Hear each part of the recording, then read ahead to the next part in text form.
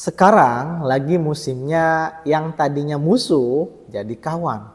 Yang tadinya kawan malah jadi musuh. Misalnya dulu Pak Fahri Hamzah orang yang konsisten menyerang dan mengkritik Pak Jokowi. Tetapi hari ini Pak Fahri Hamzah adalah orang yang mendukung Pak Jokowi. Begitupun sebaliknya, dulu Pak Adian Apitupulu orang yang mati-matian membela Pak Jokowi, baik itu dari serangan kritik maupun lain-lain. Orang yang mendukung dan membela habis-habisan Pak Jokowi. Tapi sekarang menjadi orang yang menyerang atau mengkritik Pak Jokowi. Memang dinamika seperti ini di dalam perpolitikan kita hal yang klasik dan hal yang akan selalu ada ketika pilpres atau pemilu. Jadi hal yang biasa ya bos. Oke, kembali kita ke pemilihan calon presiden dan calon wakil presiden. Ya, seru juga nih netizen ataupun masyarakat yang berdebat terkait sosok calon wakil presiden. Entah itu Mas Gibran, Pak Profesor Mahfud maupun Caimin. Ada yang menyerang Mas Gibran, ada yang menyerang Caimin dan seterusnya. Ada yang membaguskan Pak Mahfud MD. Ya, it's okay. Semuanya itu hak prerogatif masing-masing. Tetapi memang ada yang objektif, banyak juga yang subjektif, banyak juga yang karena selera suka atau tidak suka. Jadi begini bos, wakil presiden di Indonesia itu sebetulnya tugasnya hanya sebagai pemain cadangan. Atau kalau ban itu ban setip. Jadi ketika presiden berhalangan baru si wakil presiden ini mewakili atau menjalankan tugasnya atas dasar perintah presiden, hanya sebagai pemain cadangan gitu kan, ban setip lah begitu, tidak terlalu penting juga sebetulnya gitu. Karena bisa saja tugas presiden ini misalkan didelegasikan ke Menteri Dalam Negeri, misalkan Menteri Luar Negeri, bisa saja sebetulnya seperti itu gitu. Dan saya rasa wakil presiden itu orang yang paling senang di Indonesia. Kalau kawan-kawan nggak percaya, buka aja di Google tuh.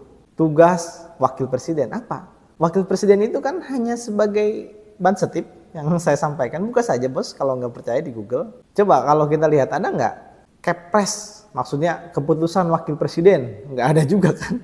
Pasti keputusan presiden gitu. Dan juga dalam undang-undang pun saya belum mengetahui, belum melihat gitu. Misalkan tugas wakil presiden secara spesifik untuk menyelesaikan masalah hukum, misalkan masalah nggak ada juga kan? Nggak ada juga wakil presiden itu kan? Tetap aja presiden yang punya peranan paling utama gitu. Jadi artinya dalam hal ini saya bisa menyimpulkan sebetulnya yang paling dominan, yang paling penting itu adalah calon presidennya. Oke, kita harus garis bawahi adalah calon presidennya. Silahkan mau berpendapat bagaimanapun, buktikan saja, buka di Google, buka undang-undang, ya memang seperti itu. Presiden yang paling penting sebagai kepala pemerintahan, sebagai kepala negara, dan jelas tugasnya pun diatur dalam undang-undang.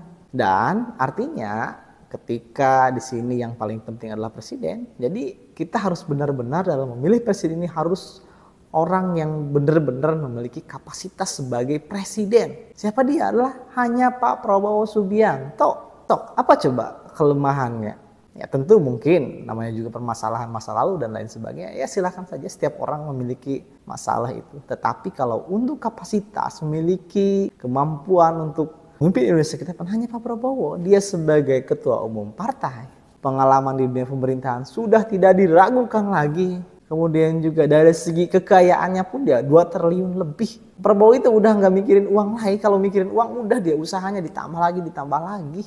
Ya kan bikin cabang ini, cabang itu. Kalau mikirin duitnya aja. Anaknya cuma 1, istri dia nggak punya. Apa? Dia yang paling ikhlas. Tentu yang paling pokok juga sebagai ketua umum parpol juga nih.